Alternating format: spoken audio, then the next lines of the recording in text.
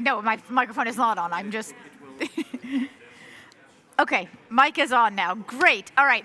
So we are going to come back now to the panel. I'm so happy to see that everyone is very excited about this, about seeing each other in person, and hopefully very excited about everything you heard about the panel. And this has hopefully stimulated lots of questions that you have, both in person and for those of you who are also online.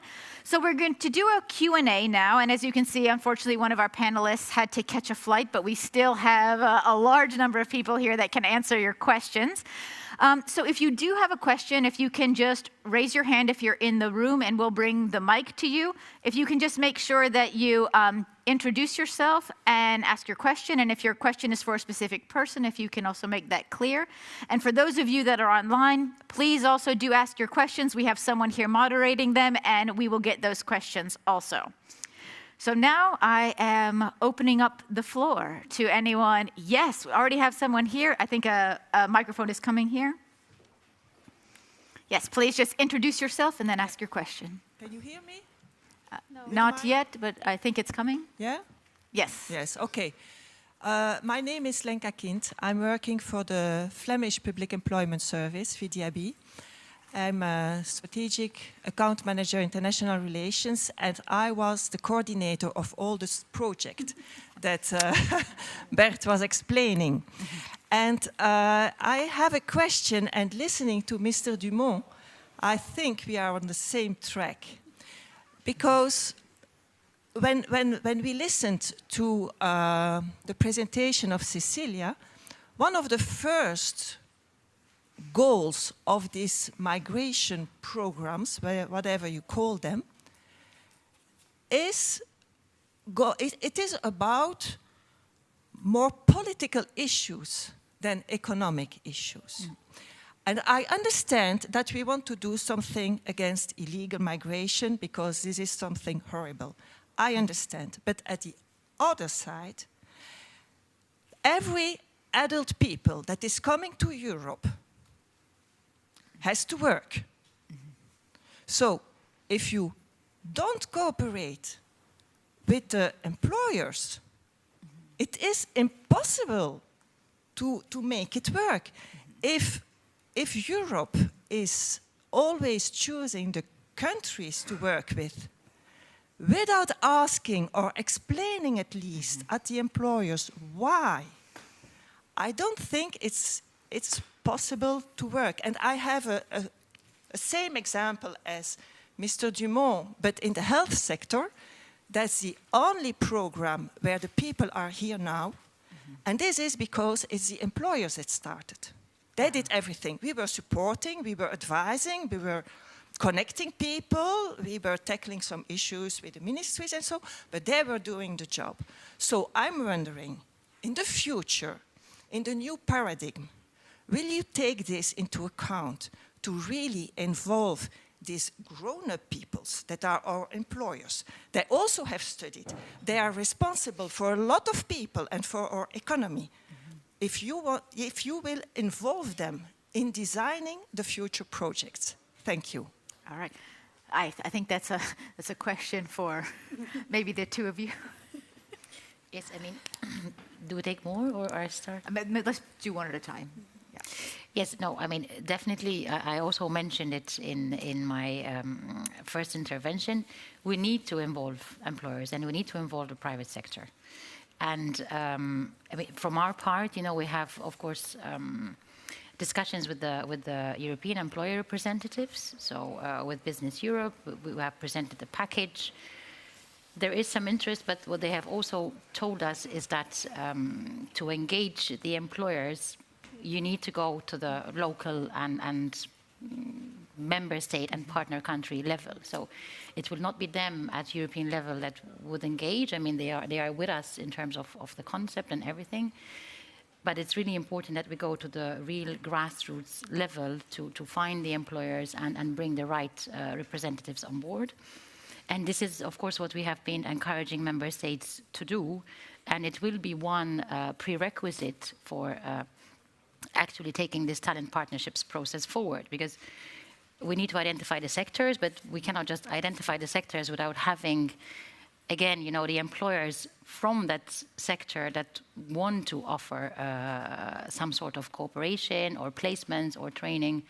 So definitely it will be one key, let's say, change factor in the way we develop these partnerships in the coming months. But as I said, of course, it does not depend so much on us in DG Home. That's the message. It depends, of course, on the member states that will develop these partnerships. So, I agree with you. Yes. And I know that there's a question probably that follows up on that just in the back there.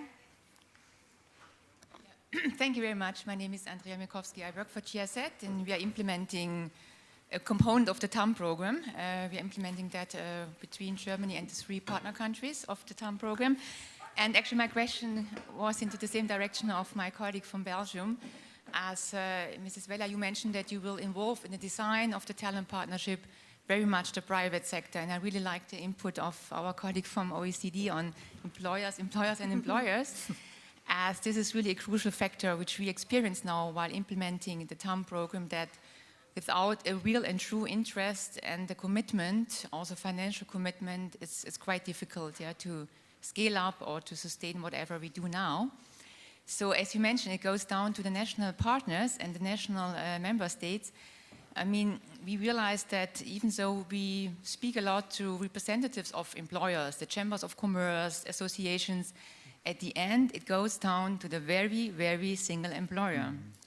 And we have a broad range, a very broad diversity of employers, from very small enterprises having 5 employees until big enterprises. And so their abilities to commit themselves to such a program or to mobility is quite diverse. And it takes a lot of convincing effort and to get them really on board. So just maybe lessons learned to take into account from those who are implementing it's quite a tedious work. And we are more than happy to provide lessons learned through the national and to the member states. I have one question on also on the talent partnership, on the selection of sectors. You also mentioned that you would, from the very beginning, identify potential sectors for talent partnerships. There would be interest to know a bit more on that process, as identification of sectors in the TAM program is also a very crucial step. And it often changes depending on partner countries' interests and the needs in various member states. So we change a lot sectors. So how would that go? Identify sectors from the very beginning. Thank you. Thank you. So I don't think that was directly directed to anyone. I'm not sure if maybe Helen or Jean-Christophe. Helen, do you want to take it? Well, I'll let you comment on the sectors. I think just one quick thing to say on the employer level. We've been speaking a lot about financing and cost of these pathways and about the need to transition into something that looks a bit more sustainable in the long run. And part of that will be getting the explicit buy-in, including financial buy-in of employers. And unless we bring them on from day one, it's going to be very difficult to convince them to financially invest in this pathway in the long run. They need to see what the benefits of this pathway is to themselves before they will invest. And it may mean that they don't invest from day one. It may mean that we need pilot funding covered by the Commission, covered by member states, but we need to be thinking about what that transition to a sustainable funding model looks like from day one and bringing the employers in from that point. Just a small addition, but yes. Back to you. Over to me again.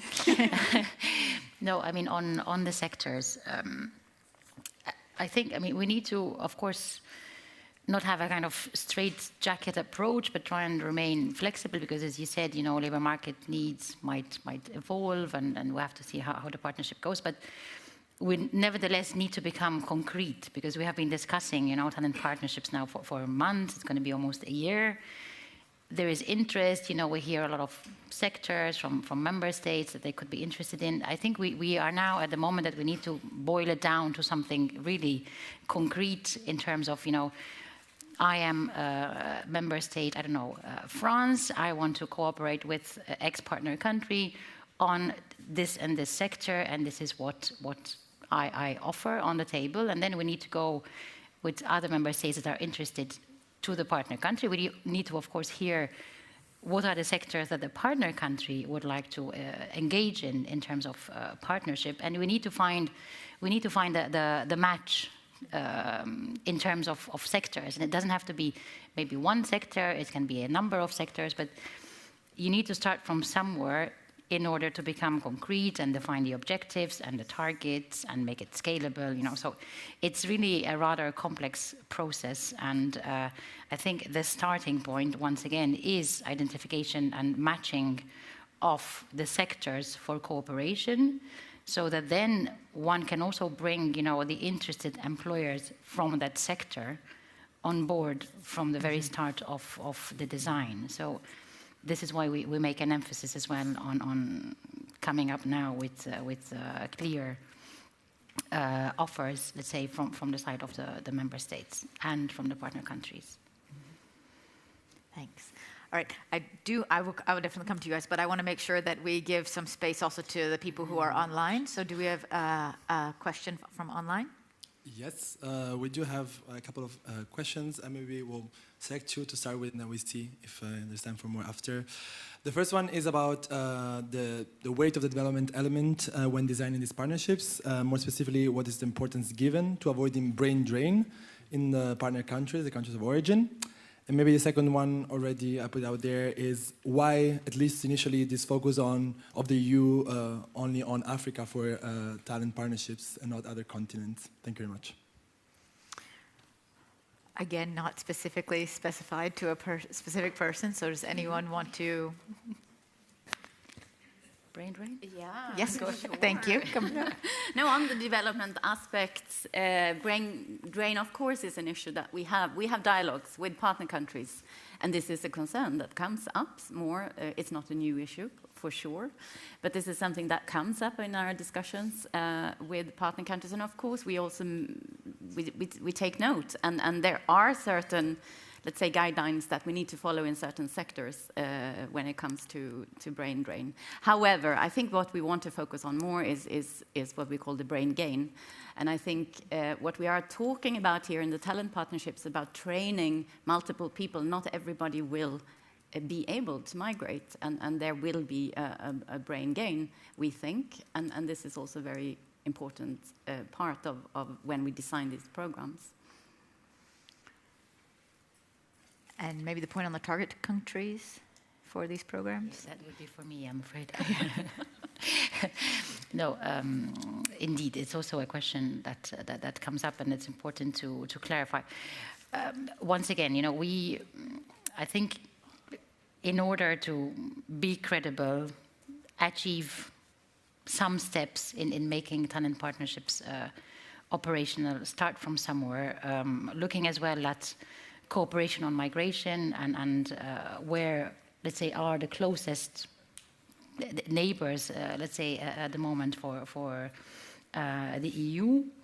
We have set out in our package that we would start already this year with launching talent partnerships with Morocco, Tunisia, and Egypt. So this is kind of our first batch of how we want to start seeing actually how, if this works, if there is, let's say, space for developing this in the way we want, yeah. So it's a kind of starting point, and then as you see in our package and in the communication itself, we have not, of course, closed the door to developing future talent partnerships with other countries. We have also planned to look at the feasibility of such partnerships with specifically Pakistan, Senegal, Nigeria, and Bangladesh. So this is, let's say, our second tranche of work going forward. And then definitely, if we can prove, that the concept as it is working, and these partnerships can be scalable, can be co-owned, and we manage to attract the investment that we are preaching and asking for, we are open, to have other such partnerships developed. But again, I want to emphasize, that it's not about, legal migration projects or bilateral cooperation on legal migration. So this is something else. So I also, don't want to say that we are shutting down all the rest of the pilots, or, it's really not that. It's a new concept, and we need to build it with partner countries where we believe there could be some success going forward, also to show that this concept would work. So this is our rationale for how things have been put forward in the package. Mm-hmm. Thank you. All right. I know, Alexander, you've had your hand up for a long time, so I should go to you. Yeah, thank you very much. I have a few comments. First, on the matching of sectors. I think that it's, yes, important to match the sectors, but it's also important to match the education and training levels, because many of the migration pathways are actually based on academic levels, training levels, and not on a sector, also on sectors, but primarily on your education. Also, I wanted to pick up on the idea of what is the interest of employers, and what is the interest of governments, and what is the interest of sending countries and receiving countries. So I think sending countries, probably development, main interest, receiving countries, setting up a leveled migration management system, and employers, I think, attracting and retaining talent. So how can we get employers to chip in, as you said, Ellen, to development? You said in the beginning of your presentation, we need to focus and keep in mind the development aspect of GSPs. So why should they invest into development? Maybe you can elaborate on this. And secondly, we didn't really talk about, and I think it's very important to mention, the protection of workers. You, Cecilia, you mentioned, migrant workers, particularly vulnerable in certain situations. So we should really, when we establish something like this, from minute one, day one, should think about how can we protect those migrant workers, especially if they come from middle or low-skilled backgrounds. So comments and one question for you, Helen. Thank you. Thanks. Helen? Yes. It's a very good question. I don't necessarily think they should invest in development. What incentive is there for an employer to care about the overall economic development of a partner country? Genuinely. There may be some companies that do have an element of that within their CSR capabilities, or they want to build stronger linkages with that country because they want to expand trade or investment relationships. But many others, as you say, are purely about attracting and retaining talent for themselves. Most of these employers don't care where they get this talent from. They just want these people to be skilled. So when we're thinking about a long-term sustainable financing structure, it may be that those private companies pay for the training of the employees that they then receive. But then, as you say, there's going to be additional financing required to support all of the other initiatives as part of these partnerships, which includes the training of people who stay and other forms of capacity building, migration management work. That is always going to need to be funded through other purposes. That could be ODA, it could be the European Commission, it could be other forms of private finance. What I was trying to argue before is that currently employers are getting workers for free in a lot of cases, and that is something we need to make sure we address as these projects scale. All right, Cecile, yeah. Thanks a lot, thank you. I had two comments. One is on the side of on the development side, and I think my background is as a researcher is in development economics, and I'm very happy to see again the link migration development that has been done. And I have the impression that this was very present in the debate 10 years ago, and then it's disappeared somehow.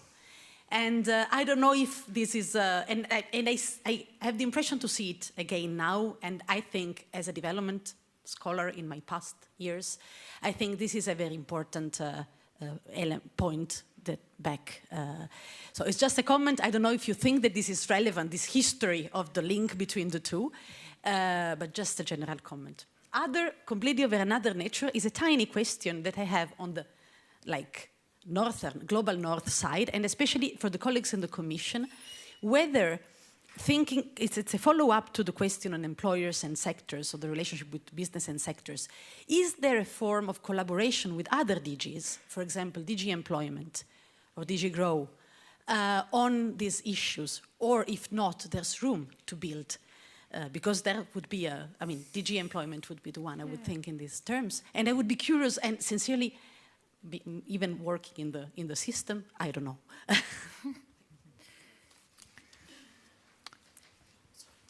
Yeah, so I think that's to you too. Definitely, we are not doing this alone in DG Home nor just with DG INTPA. DG Employment, DG Grow, DG EAC, they are all with us on this initiative.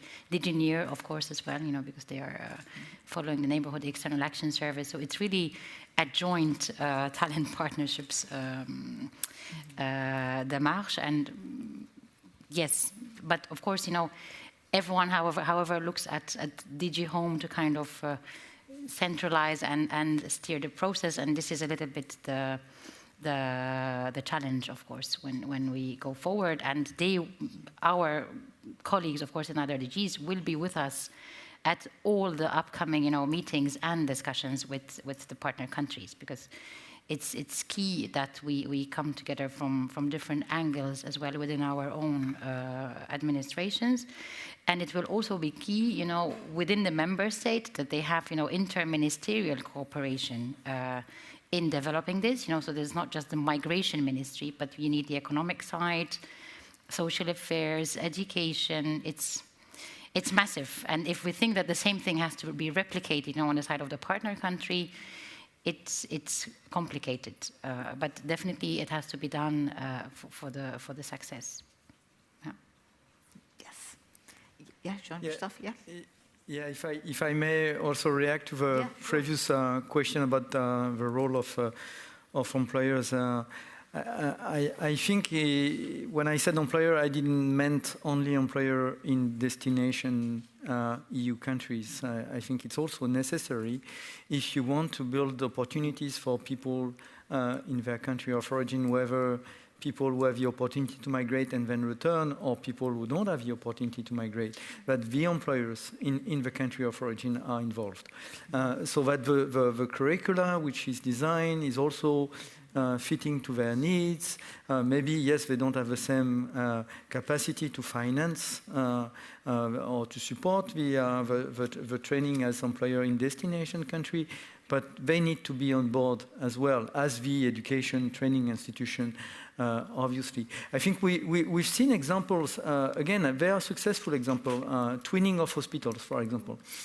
So government are not involved, and staff might be moved from one hospital in South Africa to the UK, and people get some training back and forth, and maybe a development opportunity in their career, and that can work. It's small scale, obviously, but if you succeed in making this alchemy in a way, I think it can work. And I just want also to second the point that Ellen has made very, very forcefully before about the need for evaluation. Honestly, there is no way. We need to convince the stakeholders that there is a benefit for them in this process, and that, yes, it requires an investment. There is a risk associated to the investment, but if the program works, there is a benefit, and we need to show the benefit. If we don't show the benefit, there is no way that can be scaled up. So just to repeat exactly what she said, because I'm fully on board with that. Thank you. All right, I will come to you guys. I just need to go. No, we're good online? Okay, so then, yes, we'll first go here in the middle. My name is Diana Stefanescu. I work for ICMPD, for the Migration Partnership Facility. I'm an expert on labor mobility, and we have been in the MPF accompanying the implementation of those famous pilot projects that have been mentioned a lot already today. And maybe just to offer some kind of like learnings that we have gathered in conversations with the partners that implemented these projects that very much, I think, echo what you said already.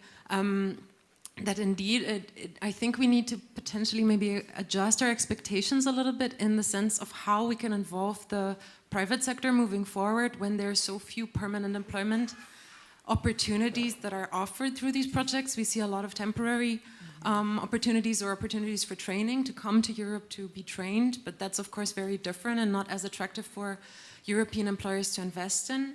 But we do actually see a couple of interesting approaches that have worked, and that is actually to involve the private sector for investment opportunities in the partner country. This is really something that I think should be much more capitalized on. We had one really quite interesting example with the Lithuanian project, Digital Explorers, that was initially, I mean, the idea was really mainly to recruit from Nigeria, to recruit software developers to work in Lithuania. But what ended up happening through also the dedicated initiatives that they supported is that they brought businesses together. And through this, platform of exchange between Lithuanian and Nigerian companies, they ended up really forming connections that ended up in Lithuanian investment in Nigeria. And there's now a subsidiary of one of the Lithuanian companies, and they hired people in Nigeria. So I feel like this is maybe something that could be, used as a kind of an argument to convince the private sector to come on board, even if there's not immediate, filling of labor shortages. And then the other, I think, is also to look at how we speak about scale up and what we mean by scale up, because it's not just the numbers, but it's also and there I think also evaluation and the frameworks for evaluation come in. What does success look like? And could we also see the investments in the relationships, in the trust between the partner countries and the countries of destination? We see that there's still such a big lack of information, of labor market information systems, of institutional knowledge really on both sides about how labor migration works. And I think we should not forget that that is also valuable and it costs a lot of money. And this is maybe an explanation why those projects are quite expensive still. But these investments may pay off eventually if we are, but we need to, I think, speak about those kind of those benefits as well. Yeah. Thanks.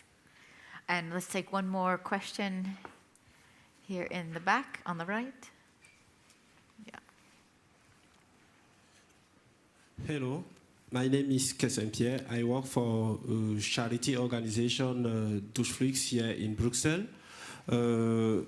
My question is about the topic of today, which is already a very interesting topic because I always call to participate as a speaker for illegal immigration, and today we speak about legal immigration, and it's very interesting to speak about legal immigration because the process of legal immigration is very different from my side and from the side of people who are from the side of people in the panel. I would like to know if those panelists of today have already tried by experience to get in charge of someone who is really trying a legal process of immigration in European country coming from a non-European country. Because it's good to stay in the other side in Europe and try to really get on process of a legal migration, but the process is not always a legal process because online is not really true. All the information we always have in line is not always true. And it's very interesting to see how Mr. Anthony have tried to really give some information about the process of how to go for a legal immigration, legal immigration. And I would like really to know if any of the panelists have already tried this experience by following someone in the legal process to apply for a legal immigration to arrive in the European country coming from a non-European country. That is for all the panelists. And the second question is concerning Mr. Bird. Mr. Bird have tried to explain a little bit this migration coming from Lebanon, because we know now that there are a lot of nurses coming from Lebanon, and we know that many European countries allowed some organization to do the application for all those people from non-European countries to do the application form from those organizations and not directly go to the Belgium or European embassy. So we have a lot of nurses coming from Lebanon who have now a lot of problem here in Belgium because they have done this process in their country and they are attached in this organization by some different type of contract and they have to pay a lot of money. I would like to know if the Belgian government by Mr. Bird have already tried to invest on it and try to provide really the right information in all those nurses who would like to come and bring some help here in Belgium because they don't really have the right information. That is why I call it legal process of immigration and illegal process of immigration by going by this organization. I would like to know if they are really trying to do something about it, because we have it already a lot in Africa. We have a lot of problem about this problem of those organizations where we have to apply for a legal immigration to arrive in Europe, and we would like to really follow the legal process to arrive in Europe, but crossing by those illegal organization is a problem. I would like to know. Thank you. All right, I think we have very limited time left, Okay, so then bear I to will you. Answer you as shortly as possible. Yes, I've been tutor for non-accompanied minors, so I did have to accompany someone who had no papers from one other country to another, also from out of Europe to Great Britain. And it is so difficult that it is more easy just to buy false documents. That's sometimes there seems to be an obligation to find another pathway than the legal, because the legal is very difficult. So that is true, and we should make procedures as transparent and easy as possible. We are trying to do that, and it is difficult to make them easy. But I do know the experience that just legally trying to ask for a permit in Europe is often more difficult than do it in another way. That's why posted workers are, there's another example. You gave the example of the shipping person. Posted workers is another example of how enterprises arrange something that we could not arrange for them. They are using the system to fix something that we could not deliver. So we should make that more easy. About the file you're talking about of the Lebanese nurse, nurse from Lebanon, I could not comment on it just publicly, but I would ask you to, could we discuss that just afterwards? Because the information I got is not enough for you anyway to know what we can do, and I will need some more information from you to see what we can do about that. I still have 1 minute. No. This is counting up now. No. It's a minute overtime. Yeah. Oh, sorry. No. So time is definitely up. Too long. But thank you. No. It was not your fault. It's my fault. I was bad timekeeper. So thank you so much. We really should wrap it up there. I know many of you have other meetings and things you need to go to. And I will turn back over to the organizers also. But thank you so much again to the panelists for your really valuable time. Thank you to everyone in the audience for being extremely engaged, and to the organizers for putting together such a nice event. And I will turn it back over to you. Yes. Thanks a lot.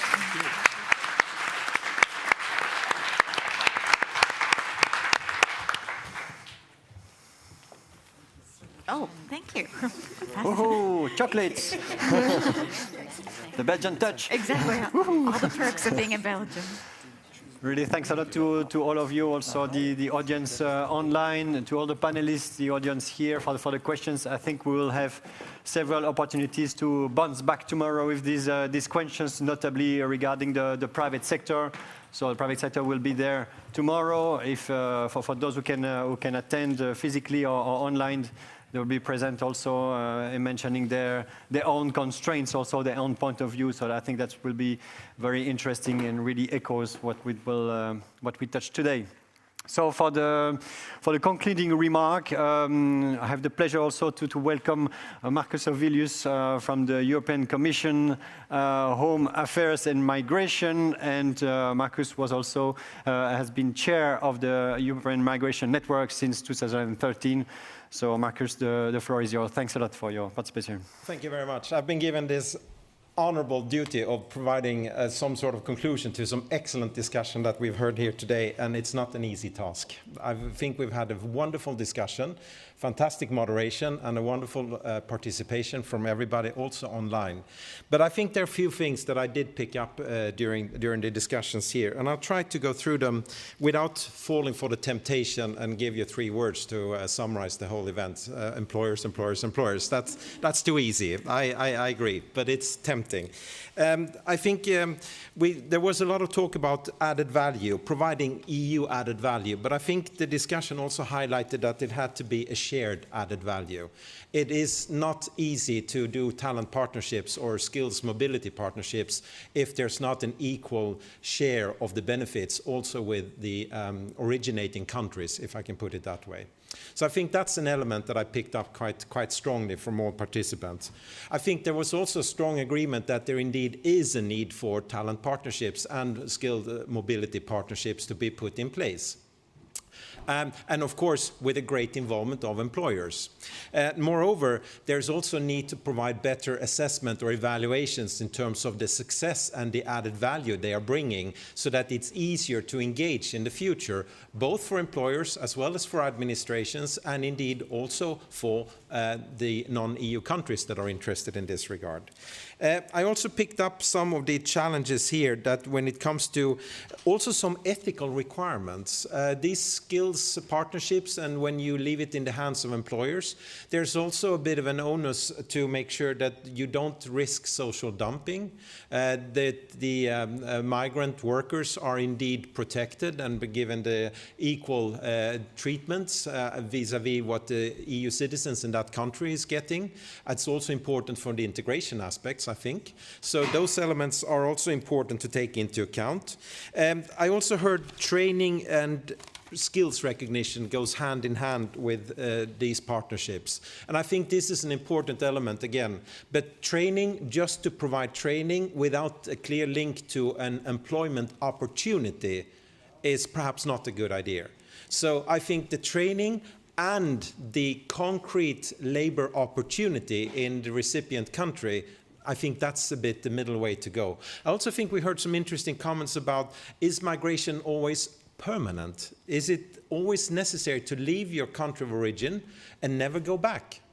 Isn't that somehow implicit that that means that the country of origin would have a less interest in such a partnership because you need to rebuild your own economic future in that particular country?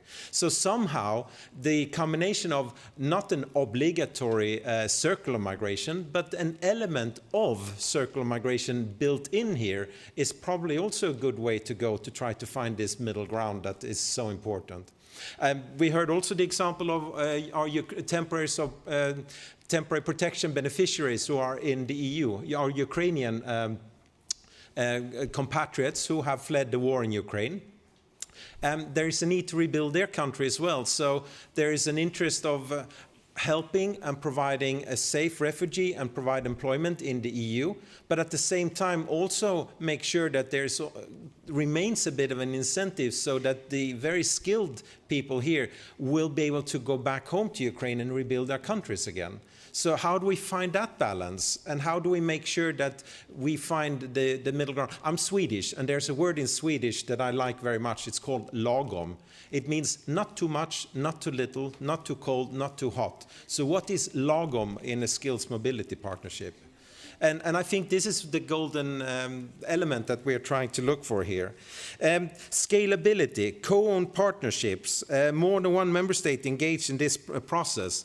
The political engagement, choice of countries. We heard Egypt, Morocco, and Tunisia is the first wave. Specific sectors of the economy are another element that I picked up. But I also must say that I was very interested in the engagement with the private sector. Now, I used to spend some time in the private sector. I work in the Commission, but I left for 5 years and worked in the private sector for a while to see things from a different side of the fence, perhaps. And I found that very rewarding. But one thing that I learned was that when I was employing people in the private sector was that I necessarily didn't always have the time to engage in a lot of administrative processes. I wanted to hire a person as quickly as possible that could meet my minimum requirements to carry out the work. And I have to be honest and say, in addition, I wanted to do that at as a low cost as possible so that my company could benefit from the economic transaction. Understanding that and bringing that element into the equation is not easy, but it's necessary, I think, in order for this to work. And then, of course, as important as this element is, then the other element is, of course, engaging in a structure at the country of origin side that also has that engagement opportunity. So what sort of tools do we need to provide and facilitate these processes so that small and mid-sized enterprises find it worthwhile to invest in this process? And here I think the Commission's proposal for a talent pool, which the EMN is engaging in, is one way of trying to facilitate this as sharing a platform, a bit of a marketplace, so that these activities can take place with a minimum of effort for the private sector. But the challenge of skills recognition, the education that is needed, the link to what is required academically, as was highlighted here earlier, in the European Union context, how can we facilitate that? Because that is a tremendous effort as well. And there we come back to the balance and the need for some, I would use the word seeding money that support these processes, because I don't think that will necessarily always come from the private sector. So here, there is a need to get some sort of targeted public funding to combine this and result in these pilot actions. So those were some things that I picked up. And I also pick up the points when we come to the social security benefits. I was particularly took very good note of that point, where how do we make sure that if you do come to the European Union and work in a member state and you do contribute to the economy, you pay your taxes, you work well, and then you generate social security benefits, how can I ensure that I have access to them if I do go back home to my country of origin? I think that was another element that I think should not be forgotten, because that is a major incentive on the circular aspects, and if we want to foster that as a way of giving opportunity to many more individuals to come, work, go back home and rebuild their countries of origin. So those are some elements that I definitely picked up that I think would be interesting to explore further as part of these talent partnerships. In addition to that, I also took note of the fact that there's also fast-track programs that has been put in place in some member states, with the skill-based point system, if I understand correctly, where you link a bit the labor demand with the profile of the potential migrant worker, so that when the skills match is there, you then facilitate the process, and also on the integration side, which I think we must not forget. That's also equally important. Integration of the migrant worker that does come here, so that we have a good, successful process that starts with recruitment. And talent partnership is about the recruitment process. But there are many more elements here, the multidimensional migration part of this, that needs to be taken into account. I think I will stop there. I took good note of a lot of other good elements that were said here. And I'm encouraged by the fact that there's such a great interest in this, that the pilots are there. Commission services are working very closely together, and we as an EMN is a vehicle to help the services and the member states to try to see how we can pilot this over the next months and years to come.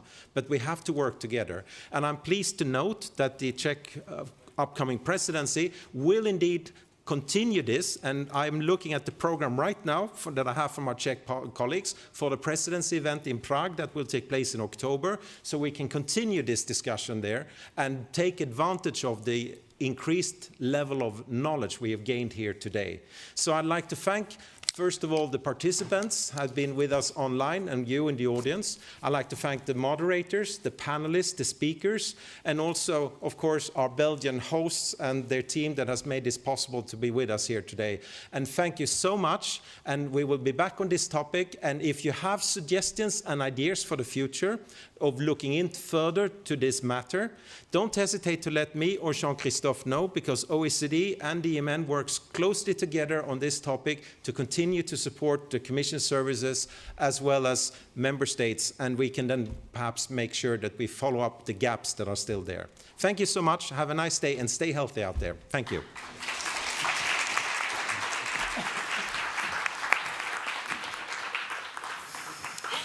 Thank you very, very much, Magnus, for marching us through the key findings of the day. And then you have a box of chocolates as a reward.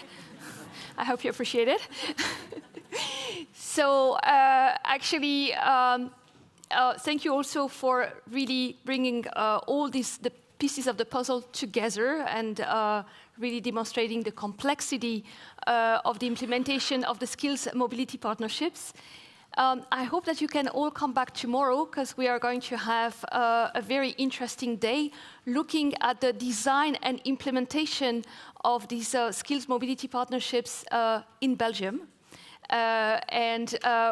We hope to see you all back in person, but also online. That would be excellent.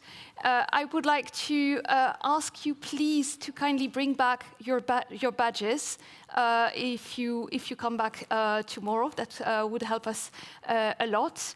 Thank you very, very much to the interpreters. It's been 2 years. We've missed you a great deal, actually. Thank you very much for actually working with us today and helping us to make that event possible in 3 languages. I wish you all a very nice evening, and we will reconvene at 9:30. There will be a welcome coffee, and then at 10 sharp, we will start our work again.